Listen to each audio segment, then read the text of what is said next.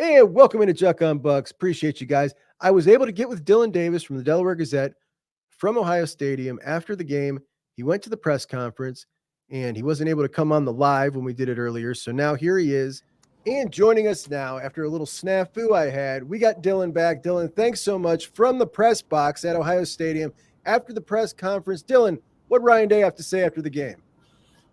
What you'd expect. Just talked about rolling a lot of guys and, specifically offensively, talked about being a little uptight, which we all saw to start that game, and he had said as much as they can't be that way. I'm not sure, how much that has to do with just, a lot of guys making their first, starts of their careers in that stadium and whatnot. But they certainly were tight. Obviously, they settled down and then started to play better. Did mention that they were tight. So that was probably the biggest takeaway. Then, he was very, very complimentary of Jeremiah, which would, no surprise there. I was actually shocked. I mean, if I was setting the odds at Jeremiah Smith being the first question of the presser to Ryan Day, I would have put it at plus, minus 3,000 or something like that. Just terrible odds because I thought for sure somebody would ask him first, but they didn't. It was the second question. So kudos to the Ohio State beat for at least waiting two questions to talk about the obvious. But he was very complimentary and just, credited Jeremiah's advanced approach, which was something we talked about all offseason that, that's why this guy, we knew physically he was ready to do it, but he's ready to do it because of how advanced he is mentally and his work ethic and his approach and whatnot. And you saw it today. He's just, the guy's just, look, I mean, I've told everybody all offseason, not just me, but I've told everybody all offseason, however good you think he might be or however talented you think he is, he's better than that, I promise you. I understand that it's Akron. He'll face much bigger challenges this season. Just a lot of general talk. He did say that he hopes that Cody will be back next week, but that's they'll have to see how that goes. But he did say he expects Donovan Jackson to return next week, and said if he doesn't, it'll be, he will have had a setback because as of now he's tracking to play next week. So that's good news for them as well. Nothing crazy or groundbreaking from Ryan. He was asked about his first game of not calling plays and whatnot, and was again very complimentary of Chip, and just felt like he said he felt like Chip, called a good game and whatnot. That's a conversation I'd love to have with Ryan, just more about what was game day like for you, Ryan, knowing that you're not going into a game to call plays and run this offense. That was mostly it. Yeah, I mean, a tremendous change for him. I'd love to hear, like how he approached it, what he did during the game versus, what he what he probably went in with a plan. Things probably went different. That's the way it always goes when you make a plan for something like that. About JJ, I almost liked that first pass, that he dropped the first pass and then got the penalty, because I'm like, here we go, man. They're going to start feeding him to get that confidence up. And they sure did. 6 targets to JJ in the first half, which was stunning. We were talking all week. How many targets do you think he'll get? He ended up with 7. Had the long one where he caught it with one hand, which we didn't even see until they came back from commercial with the replay. Amazing catch. Will Howard looked fantastic. Yeah. He looked poised. He was smiling. It just looked like a guy who won the Big Ten championship on this team last year and not the Big 12 championship on another team. Yeah. It looked like he's been here for years. His stat line, not the greatest. I don't care. There was some drops. There were some throwaways. I thought he was great. What did you think? Yeah, no, I totally agree. I think the most striking thing, and the thing that stood out to me the most, and I hate to just, compare, but like, watching him in the pocket and how comfortable he was and the way he moved around the pocket, and there was never panic. He would maneuver himself throughout the pocket and keep his eyes down the field, or and it's just not what we saw last year at all from Kyle McCord. It's just not what we saw. And there were a couple of times where he broke arm tackles that would have been sacks last year as well too. So that was the first thing that stood out to me. But you're right about the poise. I thought that he was very very calm. He was clearly having fun out there, which is what I made that comment. When we talked earlier this week, what my biggest takeaway from Will Howard during that Tuesday presser was that, like, he's the dude just so excited for his first opportunity. He looked every bit like he was having a blast out there, and good for him. And then just again, just as a player, he the arm strength's there. He throws a pretty accurate ball. He made a really nice throw on the run, rolling out to his right at one point in the first half. That was really impressive. The ball to JJ, that first touchdown, just a dime. Just a bunch of good throws. I think we didn't even see really Will Howard break out the legs that didn't really have to. There were a couple times I thought he could, and maybe he would in other situations. I'm not sure, but didn't even see that part of it. But look, like Ohio State has every bit of what it needs at quarterback to do what it wants to do. And I'm not going to say I'm shocked or surprised by how well he played. But, for it being his first game, and, Ryan talked about people being tight and jitters and whatnot, and, those are real things and whatnot. I was very, not to say very, but I was surprised by, how poised he looked early on and how in command he did. But that's what we heard why he won the job, right? Because he took command of that offense. He was showing that he had command of that offense. And that's what I saw today, too. So, if that's kind of what Howard you're going to get, they have to figure out that running game a little bit. It was just still kind of clunky, and just there were some nice individual efforts on some plays that really made those numbers look better than they probably really were. But then again, you had they were rolling a ton of guys as they said they would, and kudos to the coaching staff for doing that. They held up their word in terms of rolling guys. There were a ton of guys that played, and certainly on that offensive line, and obviously with Donovan Jackson now. So how much of that has to do with kind of that clunky running game, I'm not sure, but they have to get that figured out. But Will Howard showed today that he's plenty capable enough of of leading that offense, and not just leading them or being a game manager, but making plays in that offense with all the talent that he has. Yeah, I mean, I'll be honest. I was surprised. I did expect that at some point in the season we would see this kind of guy. I didn't expect it game one. Couldn't have been happier. The punter, McClarty, was named the starter, the big Australian. I noticed he wasn't the guy punting today. Any questions about that? No, it wasn't asked, to be honest with you. And I was surprised by that. So, I that's not something I heard was, happening. We all thought that, McClarty was heck, I mean, Ryan said as much, and then I'm not sure what happened there. Yeah. Okay. I'm not sure what happened there, but no, it wasn't asked about it. Certainly, I'm sure that's something that's going to get brought up on Tuesday. Okay. But interesting. So you got him Tuesday. Do you know what coordinator you got Tuesday? No, I don't. And we didn't get any coordinators today. Surprising. We got Will, we got Jeremiah, which was great because I was wondering, if they'd give them to us. And after the second touchdown, I actually turned to Andy Anders, the 11 Warriors guy who sits next to me, and said, we have to get him now, right? And after a second touchdown, and he agreed, and we did get him. So we got Will and Denzel and Lathan Ransom and certainly Ryan. We didn't get any coordinators today, so I don't know which one if they stick with the what they said. They've only given us one. I'm not sure who they give us on Tuesday. Frankly, I hope it's Chip Kelly, just because I feel like we expected Ohio State's defense to go out and do what it did today against an overmatched opponent. About that defense, Dillon, one of the things I was talking about all week is I was curious as to how they were going to rotate that depth, particularly on the defensive line. And in the second series, we saw Kenyatta and Caden Curry. I think Mitchell Melton came in the third series. We saw Hero Canoe. We saw Caden McDonald.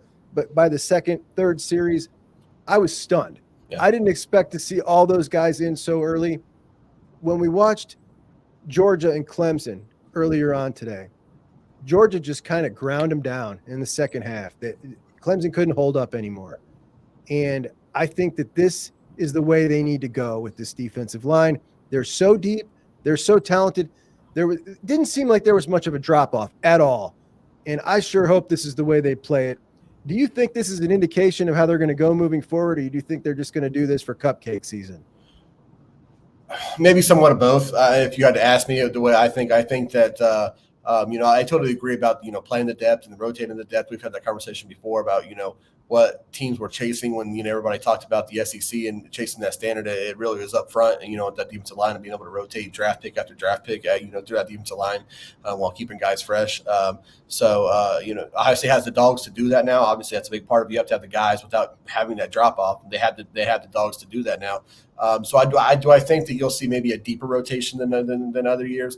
Yeah. Do I think that Kenyatta and Caden Curry, and Mitchell Melton, certainly on the edge, are going to see snaps into the same, in line with the same things they did today, in future weeks? Yeah, I do think that, K-Mac and Hero, some guys like that. But do I think they're going to rotate like that crazy? Look, my guy Tywon Malone got time in the third quarter. Do I think that Taiwan's going to start seeing second quarter or first half snaps, things like that? Probably not. But I do expect second series, roll those guys out there. Certainly, yeah. I don't think that's crazy. I don't think that was just an Akron game plan. I think you're going to see Cade McDonald, Kenyatta, Caden Curry, Hero Canoe. I think that you'll see those guys very early in games on a regular basis. That makes me really happy. Quickly. Cody's injury. Did they mention what that is? Do we have any idea? No, and as I was talking to you or texted you, before the game, he was out there, and he didn't look like he was severely limited. So, but Ryan said, that he might not be back next week. They're going to evaluate him again this week. So it doesn't sound like something that's he just missed this week. So I don't know what the injury is. Again, something that we will we will talk about on Tuesday for sure, just more of the nature of it. But it doesn't sound like it's a foregone conclusion that he plays, on the next Saturday either. So I feel like it's mostly precautionary. But at the same time, missing multiple games is certainly for a guy who came back for, his final season, your block O guy and whatnot, it wouldn't be – I know it's precautionary to some degree, but when you start talking about multiple games and whatnot, then there's concern there. It's not just precautionary. There's some concern there. Nobody asked about the specifics of it, but we're starting to learn more about that on Tuesday, certainly.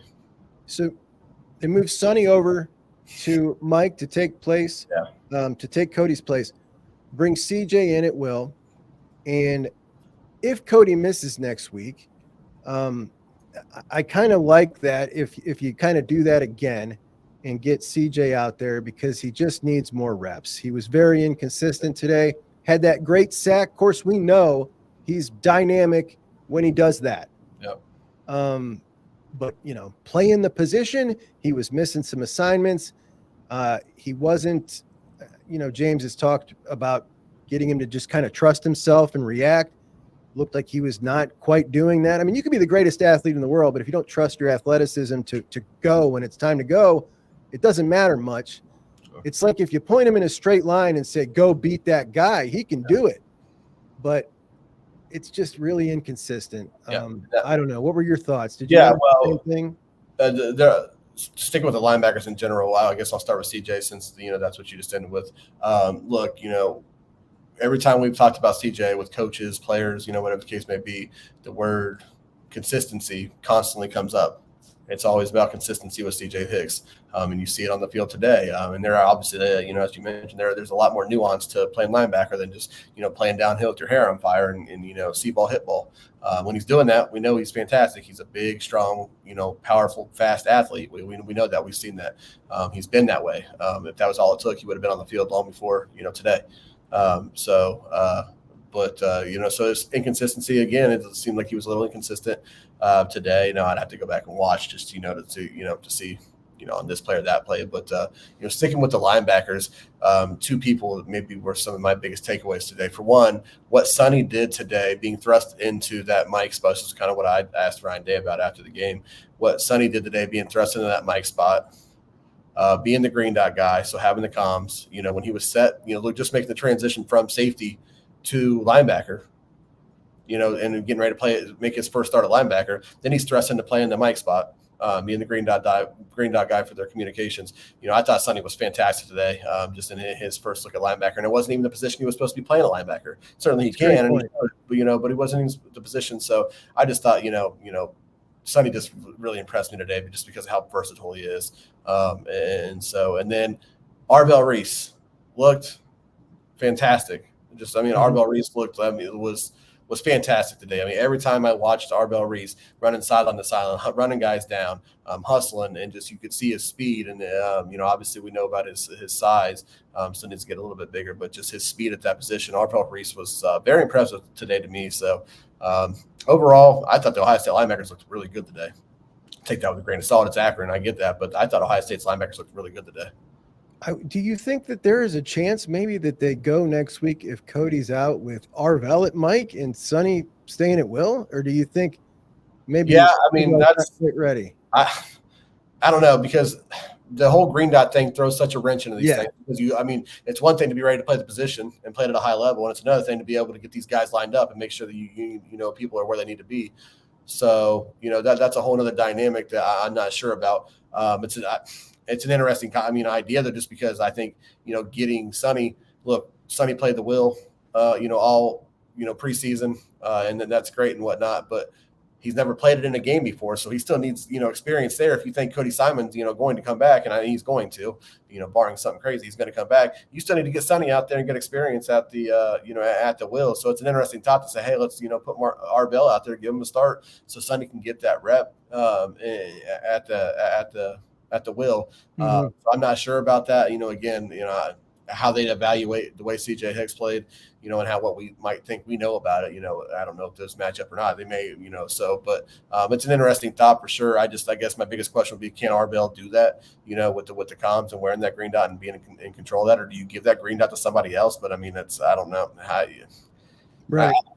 I guess you don't have to be a Mike linebacker wearing the green dot, but it certainly makes sense, obviously, for now, for obvious reasons. So, then there's that aspect of it. But certainly, if you did, you put Arbel in, if you started Arbel and moved Sonny back out to Will, the way I saw Arbel play today, you feel just fine about that. I'd feel just fine about that. If I were, but I am a Buckeye fan, but if as Buckeye fans, I would feel just fine about that going into a big football game right now, let alone against Western Michigan. So that's awesome to hear. Yeah. We had some awesome individual performances today on defense. Jack was great. Yeah. Didn't really build a stat sheet, but man, he was all over. He was on top of things. He busted the quarterback up. Lathan Ransom was tremendous, and it kind of makes you remember, like, oh yeah, Lathan Ransom is tremendous. Despite talking about nothing but Caleb Downs all off season, like, hey, remember this guy? Tyleek was great. Like, so many great individual performances. An awesome game to watch. Do you have any final takeaways, Dillon?